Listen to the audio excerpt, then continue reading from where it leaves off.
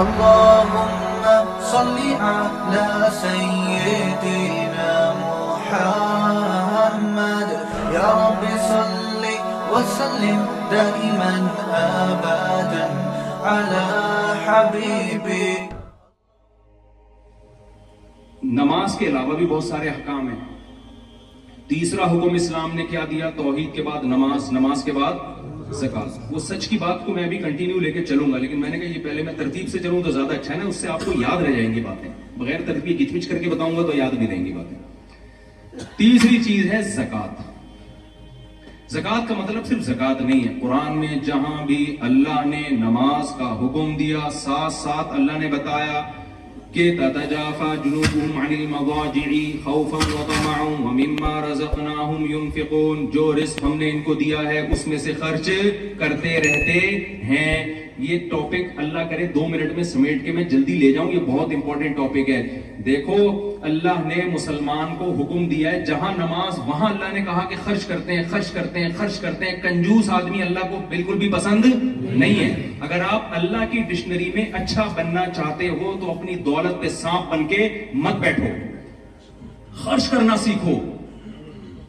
اور اس میں مسلم غیر زکات تو مسلم پہ ہی لگتی ہے، لیکن زکات کے علاوہ جتنے صدقات و خیرات ہیں اس میں اسلام نے مسلم اور غیر مسلم کا فرق نہیں رکھا. ہمارے نبی نے غیر مسلموں کا ایسا اکرام کیا. اگر میں آپ کے سامنے وہ حدیثیں اٹھا کے وقت کم میں پیش کروں آپ حیران ہو جاؤ گے. فَكُّ رَقَبَةٍ، غلاموں کو اب غلامی سے چھڑانا، اس میں اسلام نے مسلم اور غیر مسلم کا فرق نہیں رکھا. آپ یہاں ٹیکس اگر چوری کرو گے، ایک ہوتا ہے بڑھ چڑھ کے جتنا حق نہیں ہے اتنا دینا، اور ایک ہوتا ہے جو آپ پر لازم ہے وہ بھی نہ دینا. یہ تو الٹا ہو گیا نا بھائی. ایک آدمی اگر حق بیان نہیں کر سکتا، پہلا درجہ کیا حق بیان کرے، دوسرا درجہ کیا حق نہیں بیان کر سکتا تو غلط بیانی بھی نہ کرے، چپ کر کے بیٹھا رہے. یہ بھی قابل معافی ہے نا. اگر آپ میں سخاوت نہیں ہے، آپ بڑھ چڑھ کے خرچ نہیں کر رہے، تو دوسرا درجہ یہ کہ جتنا آپ کے ذمے ہے وہی دے دو. یار کیا خیال ہے؟ نہیں آ رہی سمجھ؟ اور آسان سمجھاتا ہوں. آپ کی بہن کی وراثت بنتی ہے 1 کروڑ روپے، ٹھیک ہے نا. شریعت میں تو حکم دیا کہ اس کو اس کی وراثت بھی دو اور اس کے علاوہ بھی اس کا خیال رکھو. ينفقون، خرچ کرتے رہتے ہیں کا مطلب جو ایکسٹرا خرچے ہیں وہ کرتے رہتے ہیں، جو ان پر لازم نہیں ہے وہ بھی کرتے رہتے ہیں اور دیتے رہتے ہیں. لیکن آپ میں اتنی سخاوت نہیں ہے تو ہم کیا کہیں گے؟ بھائی جو بنتا ہے وہ تو دے دینا.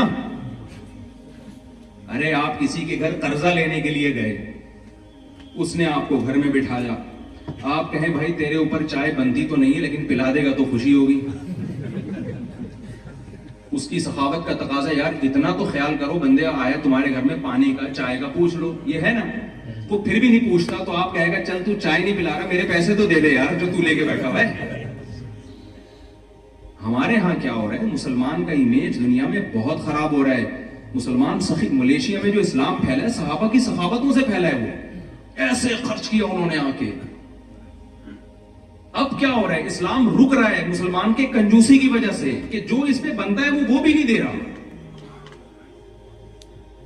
مجھے بتاؤ ایک بات، جب آپ کسی ریاست میں رہتے ہیں تو ریاست سے آپ فائدے اٹھاتے ہیں نا. تو جب ریاست اس کے بدلے میں آپ سے ٹیکس لے رہی ہے، اس ٹیکس کو کھا جانا پی جانا یہ دنیا کے کسی مذہب میں حلال ہو سکتا ہے؟ پاکستان میں تو لوگ کہتے ہیں یار ہم سے گورنمنٹ ٹیکس لیتی ہے دیتی نہیں ہے. وہ ایک الگ بحث ہے کہ ایسا ہوتا ہے کہ نہیں ہوتا، میں اس میں نہیں پڑھتا، میں نے واپس بھی جانا ہے عزت کے ساتھ. لیکن یہاں تو یہ مسئلہ، یہاں تو ہر آدمی کی زبان پہ یار ٹیکس لیتی ہے.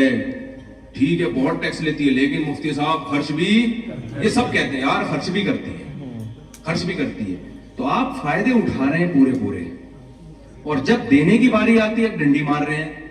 تو آپ اچھے انسان ہیں اللہ کی ڈکشنری میں یا برے انسان ہوں گے؟ آپ برے ہوں گے. آج سے اس جرم سے توبہ کرو. اب توبہ کا لفظ منہ سے نہیں نکل رہا آپ کو دینے والا ہونا چاہیے. یہاں غیر مسلم کہے یار جب سے مسلمان ہمارے ملک میں آئے ہیں بھائی ہمارے تو غریبوں کی غربت ختم ہو گئی بھائی. وہ یہ نہ کہ انہوں نے تو ہمارا بھی خون چوسنا، ہمارا الٹا خون چوسنا شروع کر دیا. غلط ہو رہا ہے نا میرے بھائی. اور یہ پتہ ہے کنجوسی کیوں آتی ہے؟ جب آخرت پر ایمان نہیں ہوتا، جب انسان سمجھتا ہے میں اپنی محنت سے کماتا ہوں. نبی صلی اللہ علیہ وسلم نے فرمایا جو سخی آدمی ہے قریب من اللہ، اللہ کے بھی مجھے اس حدیث کو پڑھنے میں اتنا مزہ آتا ہے کہ میں اپنے جذبات پہ کنٹرول کرتا ہوں. پیغمبر صلی اللہ علیہ وسلم کی جو زبان سے نکلے ہوئے الفاظ ہیں نا، وہ الفاظ ہی بڑے مزے کے ہوتے ہیں. آپ صلی اللہ علیہ وسلم نے فرمایا جو سخی ہے قریب من اللہ، اللہ کے بھی قریب، اللہ کو پسند ہوتا ہے، خرچ کرتا ہے، کھلاتا ہے. قریب من الجنہ، اور جنت کے بھی قریب. بعید قریب من الناس، لوگوں کے بھی قریب. لوگ بھی کہتے ہیں یار بندہ کھلانے والا ہے. قریب من الناس، لوگوں کی بھی کیا ہوتا ہے؟ دلوں پہ حکومت کرتا ہے. اور بعید من النار، جہنم سے دور، ایک چیز سے دور ہوتا ہے. اور اس کے الٹ بخیل کے بارے میں آپ صلی اللہ علیہ وسلم نے فرمایا بعید من اللہ، جو پیسہ بچا کے بیٹھا ہے، بس ٹیکس دے رہا ہے، کام پورا کر نہیں رہا، گھسوٹنے میں لگا ہوا ہے بس وہ، ٹھیک ہے نا. کیونکہ یہاں لوگ سمجھتے ہیں ہم آئے جب پیسہ کمانے ہیں تو ہم کیوں سخاوت کے پاگل ہیں کیا؟ ہم یہاں جس کام کے لیے آئے تو پیسہ جمع کرنے آئے، خرچ کرنے تھوڑی آئے. تو سمجھتے ہیں پاگل ہیں، یہ پاگلوں والی باتیں کرنے. بھائی یہاں جیسے آپ آئے ہیں تو قبر میں بھی آپ نے جانا ہے، تو تھوڑا سا وہاں کے لیے بھی تو کچھ کر لو نا. نبی صلی اللہ علیہ وسلم ایک دفعہ گھر میں آئے، حضرت عائشہ سے پوچھا کھانے کو کچھ بچا ہے؟ انہوں نے فرمایا کہ یا رسول اللہ کچھ صرف آئی تھی، ساری تو میں نے صدقہ کر دی، یہ تھوڑی سی بچ گئی ہے. تو آپ نے فرمایا وہ بچ گئی ہے، یہ ختم ہو جائے گی. تو جو آپ بچت ہے نا آپ کی، وہ یہ نہیں ہے جو یہاں ہے، یہ تو وارثوں کے کام آئے گا آپ کے. وہ تو وہی ہے جو آپ اللہ کے لیے خرچ کر رہے ہیں. اور یہاں آپ کے پاس کتنا بڑا آپشن ہے، آپ ان غیر مسلموں پہ خرچ کریں. جب ایک کتے کو پانی پلانے پر اللہ نے جنت دے دی بھائی، تو آپ کسی انسان کی خدمت کریں گے تو کتنا بڑا اجر ہے اس کا. کتنا. اب ایسا نہ انگریز کو کتے سے ملا دے میرا کلپ بنا کے، صاحب نے کہا کتے کی مثال نہیں انگریز کی. میں کتے سے تشبیہ نہیں دے رہا، میں ایک مثال دے رہا ہوں کہ جب ایک مخلوق میں جو ہمارے یہاں کمتر سمجھی جاتی ہے اس پر یہ احسان ہے، تو انسان تو پھر انسان ہے نا. تو ہاں، نبی صلی اللہ علیہ وسلم کے الفاظ، بخیل آدمی بعید من اللہ، اللہ سے بھی دور، اللہ بھی اس کا اچھا تذکرہ نہیں کرتے. بعید من الجنہ، جنت سے بھی دور. بعید من الناس، لوگوں کو بھی اچھا بولو نہیں لگتا. کیسا یہ ہمارے ایک دوست تھے چائنا میں گئے، وہ ان کو وہاں کوئی ہمارا جیسا دیسی مل گیا، وہ کھانا جب بھی کھانے بیٹھتے وہ بھی فری میں آ کے کھانے شروع کر دیتا نا، پیسہ بچا رہا تھا. تو انہوں نے مجھے واقعہ سنایا، وہ بھی پورے ماشاءاللہ. کہتے ہیں ایک دن کیا ہوا کہ جب اس نے آ کے کھانا کھایا نا، تو کھانے کے بعد میں بھاگ گیا وہاں سے. ہوٹل والے نے پوچھا کہاں جا رہا ہے؟ یہ پورا اس نے کھلایا آج مجھے کھانا. تو جیسے کو تیسا. ہمارے حضرت ایک واقعہ سنایا کرتے تھے کہ ایک آدمی کی عادت تھی، کراچی میں نلی نہاری مشہور ہے نا، تو وہ بنس روڈ کی نہاری پہلے بڑی مشہور تھی. تو ایک آدمی وہاں جا کے نا، جب بھی کوئی نہاری کھا رہا ہوتا تھا یہ جا کے بیٹھ جاتا تھا اس کے ساتھ اور نیمبو نچوڑتا تھا. اور نیمبو نچوڑ کے نا کہ یار چلو میں نے تھوڑا ٹیسٹ پیدا کر دیا، اب شروع ہو جاتا تھا. اگلا منع بھی نہیں کر سکتا یار اس نے نیمبو بھی نچوڑ دیا ہے اور آگے بیٹھ کے کھاتے ہوئے کو کون روکتا ہے. تو اس کو تو غیرت نہیں آ رہی تھی. ایک دن ایک آدمی نے کہا آج میں اس کا علاج کرتا ہوں. جیسے اس نے نیمبو نچوڑا نا، کھانا شروع کیا، اس نے ایک تھپڑ لگا. تو یہ مزید اسپیڈ سے کہتا ہے میری ماں بھی مجھے تھپڑ لگا لگا کے کھلایا کرتی تھی. تو یہ واقعہ تو ایک لطیفہ ہے، چٹکلا ہے، لیکن جب آپ دوسرے کے مال پہ نظر رکھیں گے، دوسرے کے پیسوں پہ نظر رکھیں گے، یہاں سے گھسیٹ لوں، یہاں سے گھسیٹ لوں، یہاں سے ٹیکس بچا لوں. مولانا اشرف علی تھانوی رحمۃ اللہ علیہ کا واقعہ ہے. انگریز گورنمنٹ تھی اور بڑے ظالمانہ طریقے سے بر صغیر پر قبضہ کیا انہوں نے. تو کیا ہوا، اور پھر بہت سارے ڈیوز تھے انگریزوں کے اوپر مسلمانوں کے. تو کیا ہوا کہ ایک بغیر ٹکٹ کے لفافہ آ گیا. انہوں نے ڈاک سے ٹکٹ خرید کے منگوایا، چپکایا. کسی نے کہا حضرت یہ غیر مسلم کنٹری ہے اور ان کے تو ہم پر ویسے ہی بہت انہوں نے ہمارا وسائل پہ قبضہ کیا ہے، تو آپ اتنا ایک ٹکٹ گورنمنٹ کا اتنا نقصان برداشت نہیں کر رہے. انہوں نے کہا ان غیر اخلاقی حرکتوں سے انسان کو لوٹ کھسوٹ کی عادت پڑتی ہے. تو میں اس کو جائز، جب ریاست ہے جو جیسی مرضی ہے بھائی، جب لا ہے، اس کا قانون ہے کہ بغیر ٹکٹ سفر نہیں کرنا آپ نے، اور ڈاک کا نظام تھا اس پہ ٹکٹ کے بغیر، تو یہ اس لا کو ہم نے کیا کرنا ہے؟ فالو کرنا ہے. اور ہمارے یہاں بعض لوگوں کا کانسیپٹ یہ ہے کہ ابے یہ تو سب کچھ حلال ہے. وہاں آ کے کہتے ہیں چونکہ پی ٹی آئی کی حکومت تھی تو ان کا سب جے یو آئی والے کے لیے اور مسلم لیگ کے لیے وہ سب کچھ حلال ہے، اور جب جے یو آئی کی حکومت آئی تو پی ٹی آئی والوں کے لیے. سب کی بات نہیں کر رہا، لیکن یہ کانسیپٹ بھی ہے لوگوں کا. بھائی جب کوئی گورنمنٹ بن گئی, صحیح بخاری کی حدیث ہے کہ جب کوئی حکومت آ گئی ہے, یوسف علیہ الصلوۃ والسلام بتاؤ مسلم اسٹیٹ میں تھے یا غیر مسلم اسٹیٹ میں تھے؟ غیر مسلم اسٹیٹ میں تھے نا. تو غیر مسلم اسٹیٹ میں انہوں نے اس اسٹیٹ کی خدمت کی ہے, اس کی وجہ سے ان کو وہاں تک ترقی ملی ہے. اگر آپ غیر مسلم اسٹیٹ میں شدت پسندی سے کام لوگے, ان کے اگینسٹ چلو گے, تو اسلام زندہ نہیں ہوگا, اس سے آپ بدنام ہو جاؤ گے, اسلام بدنام ہوگا اس سے. تو میں جلدی سے بات کو سمیٹ کے ختم کرتا ہوں. تو نبی صلی اللہ علیہ وسلم نے فرمایا بخیل آدمی اللہ سے بھی دور, جنت سے بھی دور, انسانوں سے بھی دور. اور آپ نے فرمایا قریب من النار, ایک چیز سے قریب ہے, جہنم سے. جہنم کو بڑا اچھا لگتا ہے ایسے اور 4-6 کنجوس سوسائٹی میں پیدا ہوتے. ایک چٹکلا سنا دوں اگر آپ ناراض نہ ہو, تھک نہ گئے ہو نا, لوگ بیان لمبا ہوتا جا رہا ہے.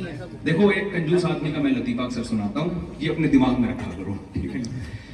ایک کنجوس آدمی تھا, اس کے بچے کہتے تھے ابو کبھی دیسی گھی بھی کھلا دیا کرو ہمیں.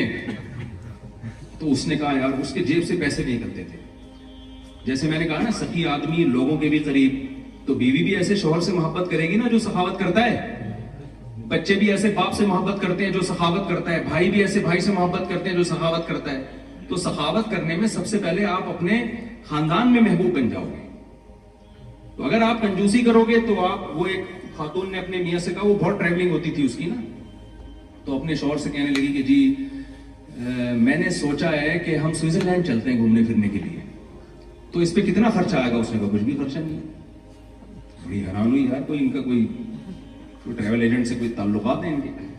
کہتے ہیں خرچہ کیوں نہیں ہے؟ کہہ رہے اس لیے کہ سوچنے پر کوئی خرچہ.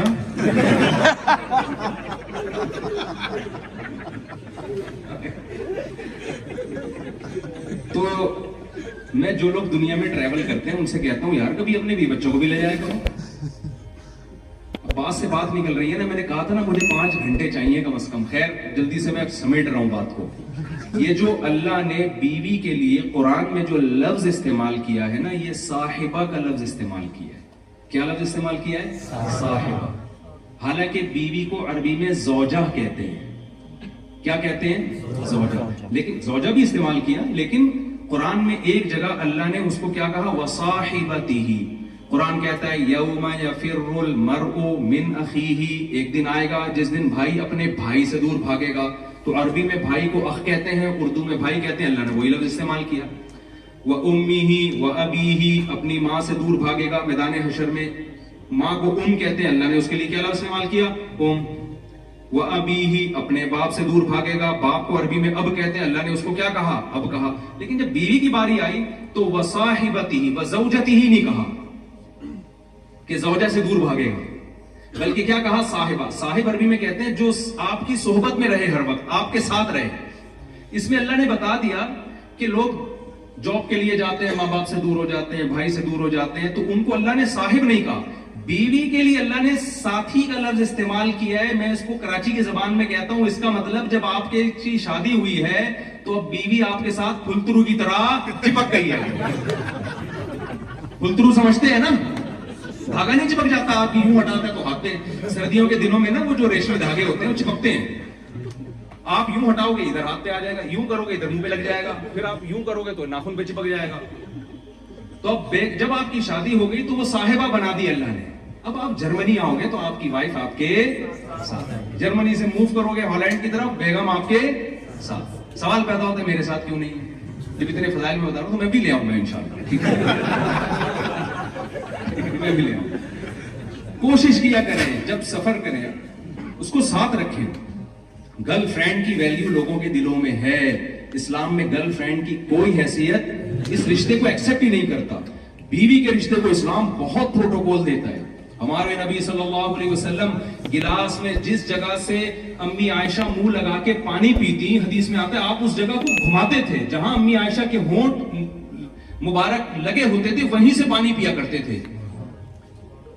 تو اس کو لفٹ نہیں کرا رہے یار, جو اللہ نے آپ کے لیے بنائی ہے اور ساری دنیا کے آپ کے لیے آپ کے پاس ٹائم ہے, تو یہ اللہ کی نظر میں اچھا دوست. تو کہیں گے یار بڑا زبردست آدمی ہے, جب سے آئے ایک دن بھی بیگم کو فون نہیں کیا اسے, بہت زبردست آدمی, سارا ٹائم ہمارے پاس گزارتا ہے, سارا ٹائم ہمیں دیتا ہے اور پیسہ بھی ہم پہ خرچ کر رہا ہے. لیکن اللہ کی نظر میں अच्छा नहीं है। तो हम तो अल्लाह की नजर में बनने वाली बातें कर रहा हूँ। अगर आपने वसीम भाई की नजर में बनना है तो फिर वसीम से पूछे ना, उससे क्यों पूछ रहे हैं, क्या ख्याल है? मुझे तो आपने जो बयान के लिए बिठाया है इसलिए ना कि जो अल्लाह जिसको अच्छा कहता है मैं वो बातें आपको बताऊं। तो तीसरा काम जो मैंने अर्ज किया, पहला है तौहीद, फिर नमाज है, फिर है, क्योंकि हज तो जिंदगी में एक बार होता है, रमजान भी कभी कभी आता है, तो उसको मैं इतना हाईलाइट नहीं कर रहा। नमाज पढ़ेंगे तो फिर रोजा रख ही लेंगे आप इंशाल्लाह। दूसरी तीसरी चीज है खर्च करना सीखें। समझते हो, बीवी बच्चों पे खर्च करें और गैर मुस्लिम रियासत में स्टेट पे खर्च करें। आप यहाँ गवर्नमेंट कहे यार जब से मुसलमान आए हैं अल्हम्दुलिल्लाह हमारे गरीब मार्केट से बात है, तो गरीब मिलते ही नहीं है, लेकिन जितने हैं उनको पे खर्च कर देना।